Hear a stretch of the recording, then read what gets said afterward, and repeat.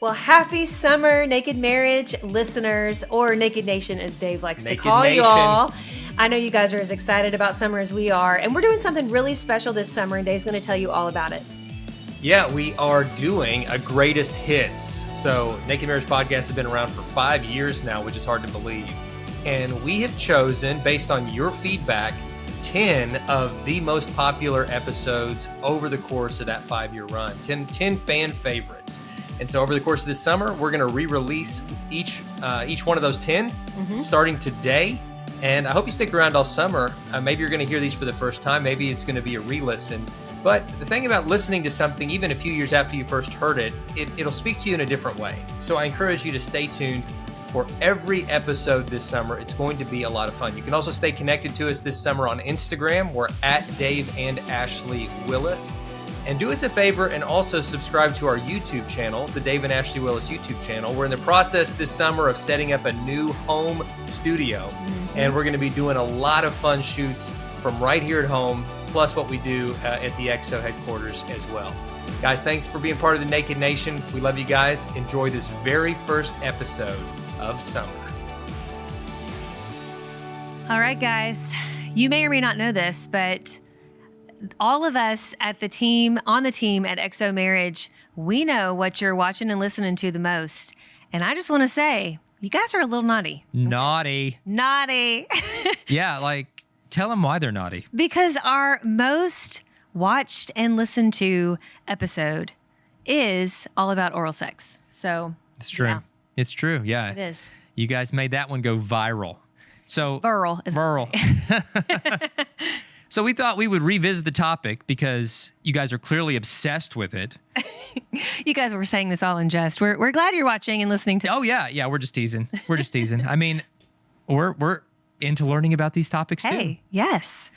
But this is a topic. I'm actually glad that you guys are so interested in this because I think especially, we're Christians. You know, we come from a Christian background. In this podcast, we're trying to share biblical principles. And I think a lot of times in the church, Christians have kind of become prudes unnecessarily as it relates to a lot of things. And this issue of oral sex, people, they really, really start thinking, well, I don't know, is that even right? Are we even allowed to do that? And that's a part we addressed a lot in that first episode, is that God gave you an enormous amount of freedom in the bedroom, as long as nobody's getting hurt, as long as there's mutual consent and you're not bringing in some other person, either physically or virtually through things like pornography. You guys just have a ton of freedom to celebrate each other's bodies and explore each other's bodies. And the book Song of Solomon in the Old Testament is just it's a celebration of married sex and exploring one another in many different ways. And so we believe that you just have a great amount of freedom, and oral sex is certainly part of that. But we also know that not everybody loves it. Right. Not everybody wants it. Not everybody likes it. We know that for some, its prevalence in pornography is the reason why they want to do it so much in the first place, is because pornography focuses in on certain acts, and oral sex, anal sex being among them, which has pushed forward the prevalence of people wanting those things. And you have to ask, well, do I want this just as a way to express my love and pleasure with my spouse, or am I being fueled by porn-related fantasies? And then you trying to separate those things can be a little bit murky. And we just wanted to talk about all of it, continuing this conversation on this topic that clearly you guys want to talk more about. Yes, and I just want to share a funny story. I will never forget this, and you've probably forgotten this story.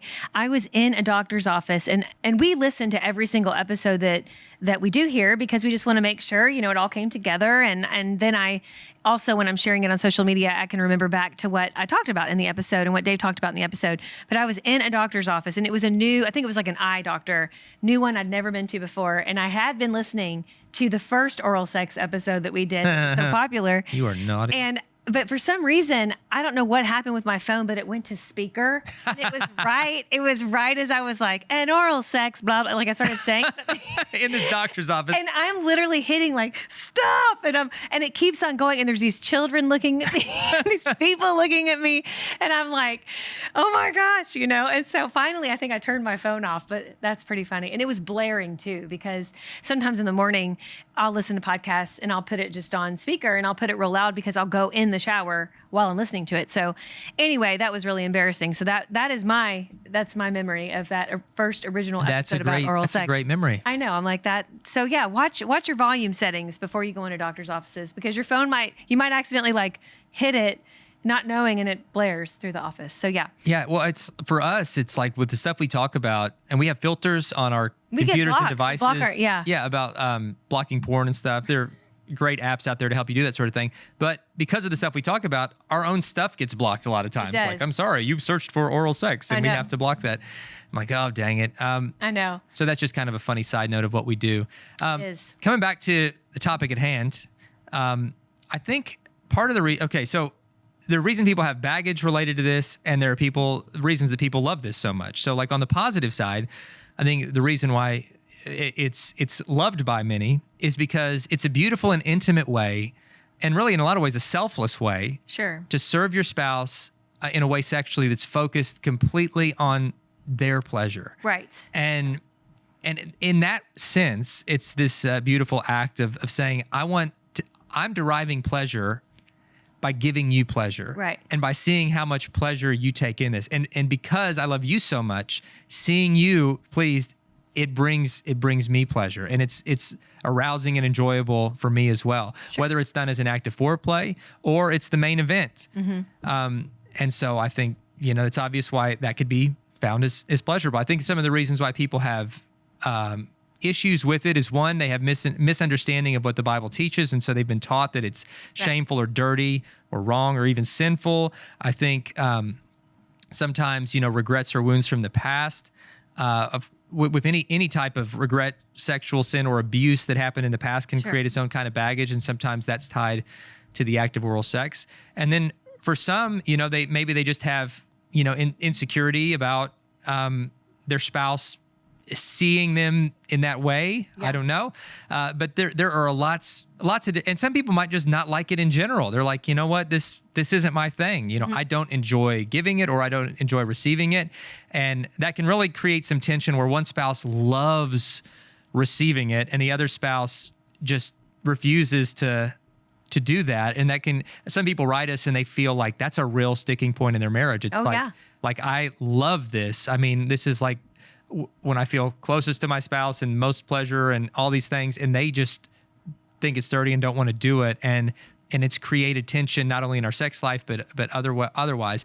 So kind of 1,000-foot view, those are some of the issues. Yeah. And, one thing with oral sex, we hear from all kinds of people is that for women in particular, especially over this past year, I've heard from a lot of women that may have trouble climaxing during intercourse because it's just not as, the active intercourse isn't as, they're not getting aroused as easily. But when it comes to oral sex, they are, because it's just more, stimulating, I guess. And so for some women, that is the very act that helps them to actually have and experience a climax. And there's some women out there where they've never even considered that. And there's a lot of women that have a hard time with intercourse alone experiencing a climax. And there's no That's shame. Very, very common. Just hear us on that.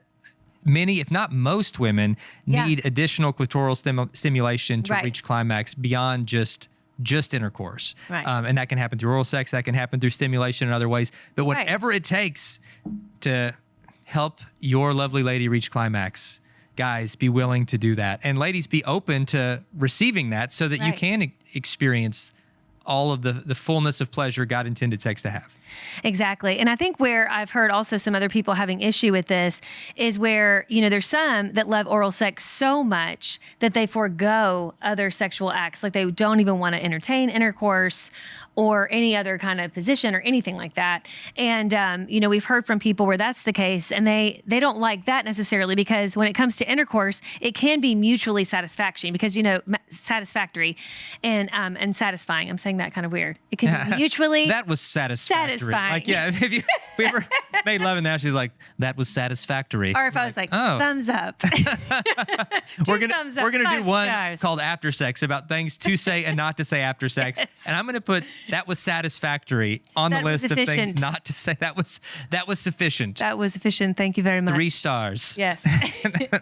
No, but it's like, I think that sometimes that becomes something where, maybe you can get there faster. And people start, like, maybe it's only oral sex, like your spouse only wants that, and then forgoes intercourse, then that's a problem because I know, I've heard from people where they're like, I really do like oral sex, but I would like intercourse too, because that's when we're actually close together and we can face to face and connect. Yes, we can both experience that connection. That's usually the word they use is connection. And so I think that the bottom line here is just being open, but also with saying that, we have to make sure that our spouse doesn't feel forced in any way. This is not something you force. No sexual act. I mean, we're not doing that. It can never be forced. That it cannot be forced. Either giving or receiving. Or coerced or manipulatively convinced or whatever. Right. Just don't do that. It's something where you talk openly about it, but if they feel any kind of reservation, give them time and respect, because your spouse is more important than any sexual act. I mean, they're a person, they have your heart, and you want to make sure they know that you're not just using them to achieve some kind of climax or sexual experience. And so it's really important that we have these open conversations. And we're hoping that podcasts like these, specifically can lead to those conversations, because we get it. Like, sex is something that for most of us, especially if you grew up in a home where, and just in a culture, maybe, I think it depends on kind of where you are in the world, where it's just not talked about, or it's very much frowned upon. Like, it was like they would never maybe talk about sex, and heaven forbid they actually mentioned things like oral sex. Like, that would have been like earth shattering. I think that's where a lot of us came from. And so you've probably never even ever talked about it with anyone, and what we don't want to happen is that we go and look in places like these magazines that aren't even catering to married people, that are giving all kinds of different opinions that aren't going to be helpful to you. And so, we want to be able to talk about this from a biblical standpoint and a marital standpoint, because that's where we all are. It is. And I know, especially for Christians, you're like, well, I would like to maybe do it, but I feel inadequate. Like, I don't know how to do it right. Yeah. And so, and I don't want to look at porn as a how-to because of all the reasons why we talk about porn being bad. So you might think I want to do it, but I'm not sure how to do it. And so that insecurity has kind of held me back. And with that, I would say, like all parts of marriage, communicate, help your spouse win, tell them what feels great, tell them what you like, what you don't like. There are books out there even. I mean, I know that sounds wild, there are books on this. And I was looking up the most popular sex books. One of the most popular books related to sex right now, and I have not read it, and this is not a Christian book, but I did read a lot of the reviews, and it's a book called She Comes First. Okay. And the entire book is about, from what I can tell, I don't know if there are pictures or anything, I haven't read it, but reading through all of the reviews, it's all about how to perform oral sex on a woman in ways that she will find most enjoyable. And it's got anatomical information, it's got technique information, and both men and women in the reviews are saying this has been I didn't know revolutionary. Women are like, I've learned things about my own body through this. Guys are like, my wife is so thrilled that I read this book. She's never been happier. And so there are resources out there. And I can't even recommend that again because I have not read it, but I'm just saying, just from a quick Amazon search, there's a lot out there. And don't let inadequacy hold you back from anything. But again, don't turn to the wrong places like pornography, because that's not how to. That's all fiction and toxic. But learning each other's bodies, learning your own body, what you like, how you like to be touched, what you don't like, really talk through those things. Right. And that communication, that vulnerable, intimate communication, that alone is going to bring you closer together. 100%. I feel like, we always talk about how great sex doesn't start in the bedroom. It's really the conversations you have leading up to it. And the same goes for oral sex. So if that's something that you enjoy, that you already know you enjoy, and you just want it to be even more enjoyable, talk about it more. Talk about what would make it more enjoyable.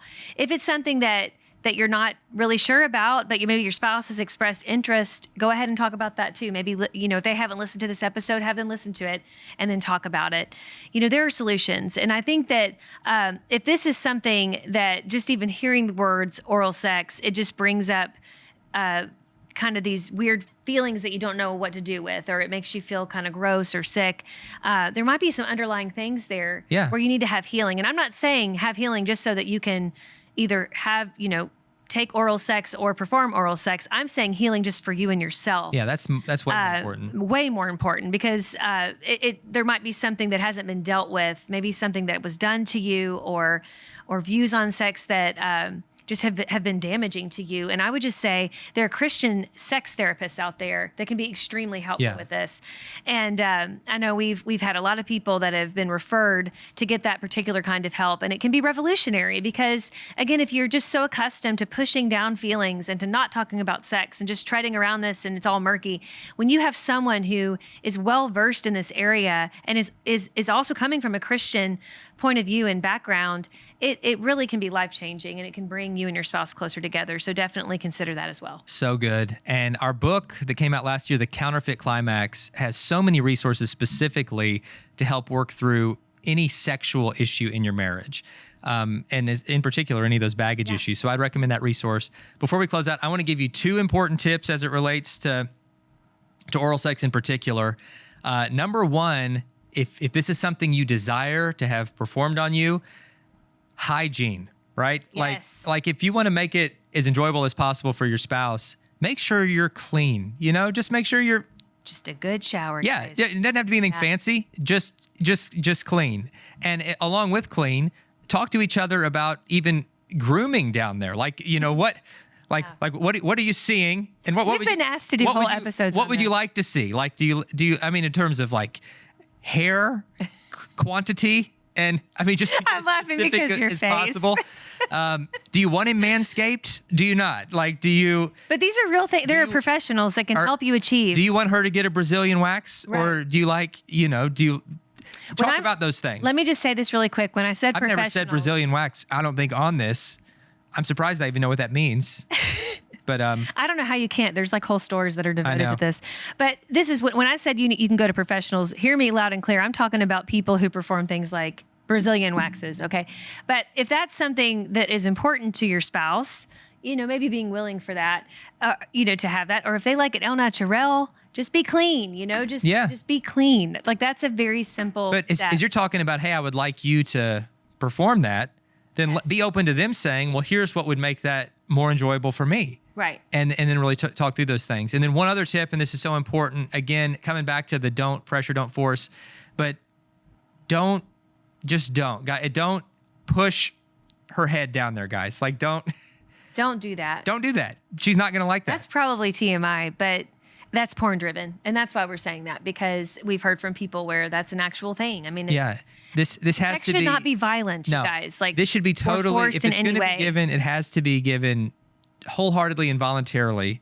And if there's coercion of any kind, or if it's feeling forced in that way, it's gonna cheapen it. It's gonna take intimacy out of it, and it's gonna cause more wounds in your relationship than anything else. So yes, there are 2 tips: hygiene and don't force it. That's right.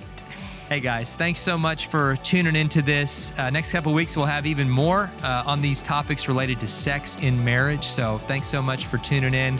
We'll see you next time. God bless.